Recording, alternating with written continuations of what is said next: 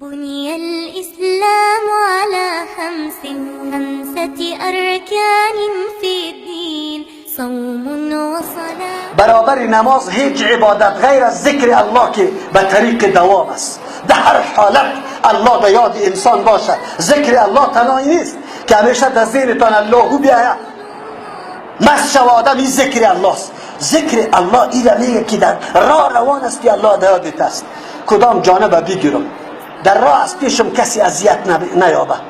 برادری مسلمانم تیر میشه، اول ابتدا به سلام بکنم، خیرخواهی از او را در نظر داشته باشم. این ذکر الله میگه. در دکان نشسته است، ذکر الله، الله در یادت است. قیمت نمیفروشی، دروغ نمیگی، قسم نمیکنی، این ذکر الله است. استاد در صنف است، با کمال صداقت و اخلاص یک دقیقه خود ضایع نمیکنه، به شاگرد به طریق درست درس میگه. این ذکر الله است. الله را در هر جا یاد کردن.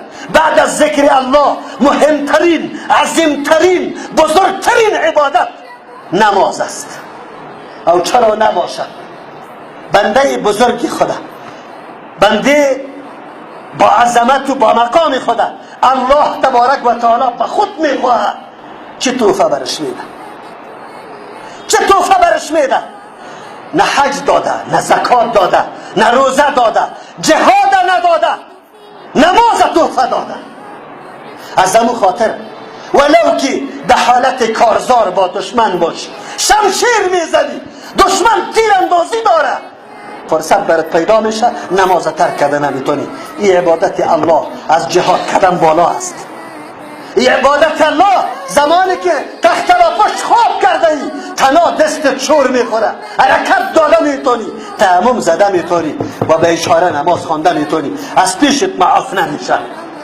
چرا ما اینقدر گول خوردیم؟ چرا ما اینقدر فریب خوردیم؟ ابلیس لعین برای ما تمنیات و آرزوها را پیش کرده و ایست الله لک بخش است و نمازهای ما مسلسل قضا میشه.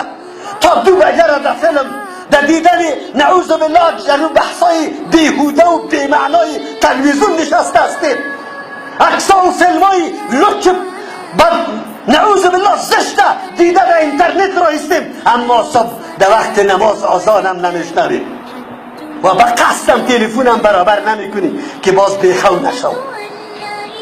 خلی که وقتی که ساعت وظیفه میرسه بازوار خطاستی، گاهی پتلون خیز میزنی، گاهی نکتایی دنبکی اسپار خیز زده رایستی که در گردن پرتی، از یک ماموری دولت میترسی که منفک نشم. از او الله که خالقت است، از او الله که رازقت است، از او الله که تو را عزت داده، از او الله که تو را جان داده، تو را این جوانی داده، تو را این احسن تقویم انسان جور کرده. او الله را به یادت نمیاری.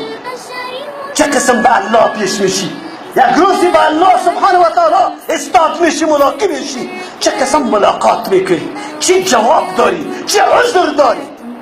گفته میتونی که من شب تلویزیون بحث فلانی تنظیم بود، سعی کردم از پیشم نماز صبح رفتم، در جماعت حاضر نشدم.